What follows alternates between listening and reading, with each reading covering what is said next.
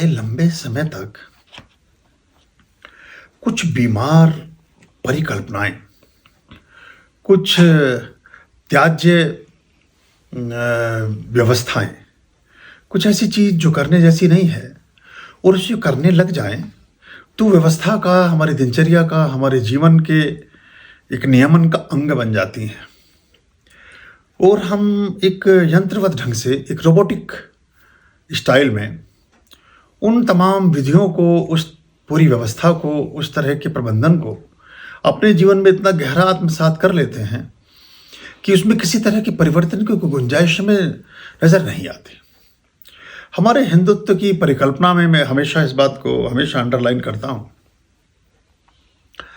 कि जब सामने से लड़ करके कोई किसी को पराजित ना कर सकता हो तो विजय पताकाओं को झुकाने के जो अदृश्य और अस्पष्ट और भ्रमित और भ्रम से भरे और संशयपूर्ण उपाय हो सकते हैं, कनिंग, चालाक और दुष्ट और दूसरे तरह के लोग फिर उन व्यवस्थाओं को धीरे धीरे उस चीज में शामिल कर देते हैं।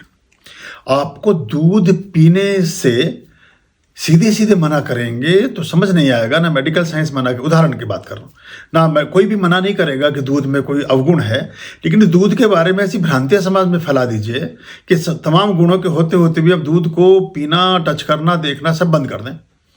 वो एक ही बात हुई ना, ये भी तो विजय का ही एक तरीका हुआ।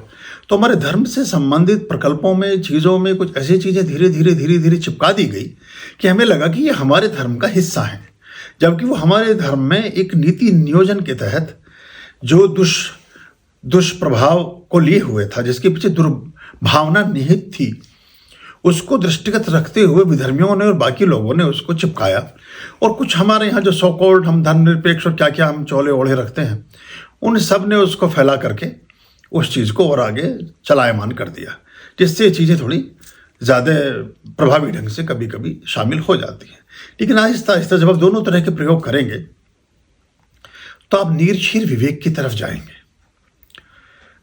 जो भगवान श्री कृष्ण का एक मूल सूत्र है बौद्धिकता के लिए,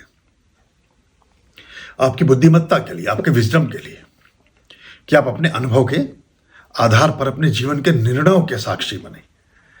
तो जब आप अपने अनुभव के आधार पर जीवन निर्णय के साक्षी बनते हैं तब आप एक डिफरेंट व्यक्तित्व होते हैं। तब आपके व्यक्तित्व में एक नई आभा का अभ्युदय होता है। तब आपके व्यक्तित्व में कुछ नएपन की झलक दृष्टिगोचर होती है। वो बहुत सामान्यतः स्वीकार्य नहीं होती, क्योंकि उसका प्रथम दर्शन ही सम्मुख विद्यमान व्यक्तित्व या व्यक्ति या विषय के लिए उसके अहंकार का मर्दन करता है, उसकी ईगो को चोट पहुंचाता है। तो उसको नीचा दिखाने के लिए विभिन्न तरह के जो जो आयाम मानसिक और वैचारिक और सामाजिक और व्यवस्थाजन्य हो सकते हैं, उसको आदमी अपना करके इस तरह की चीज़ों को पैदा करता है।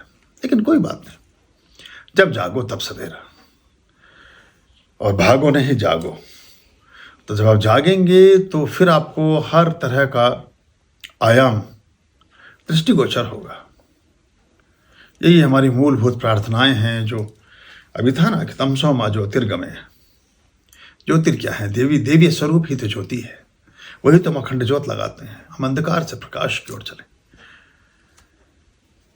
तमसो मां ज्योतिर्गमय अस्तो मां सद्गमय।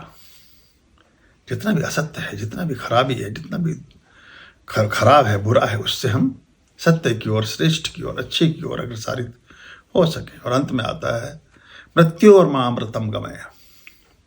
मृत्यु को भी हम अतिक्रमित करते हुए, मृत्यु को भी हम 2 कदम पीछे ठेलते हुए अमृतत्व के अधिकारी हों, अमृत को पाने के पात्र बने। यही हमारी प्रार्थनाओं के, यही हमारे पूजा पाठों के, यही 30 त्योहारों के मूल संदेश हैं और यही उसके पीछे छिपी हुई पवित्र भावनाएं हैं।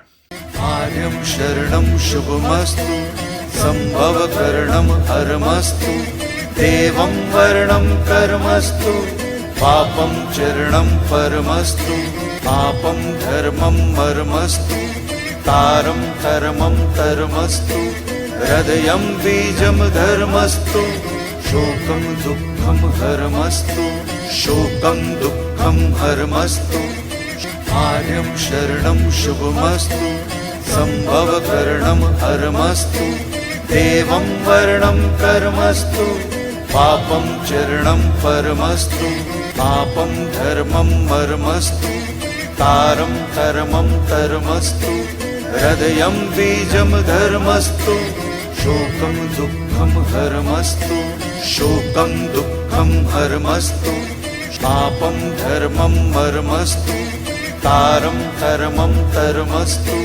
हृदयं बीजं धर्मस्तु शोकं दुःखं हरमस्तु शोकं दुःखं हरमस्तु शोकं दुःखं हरमस्तु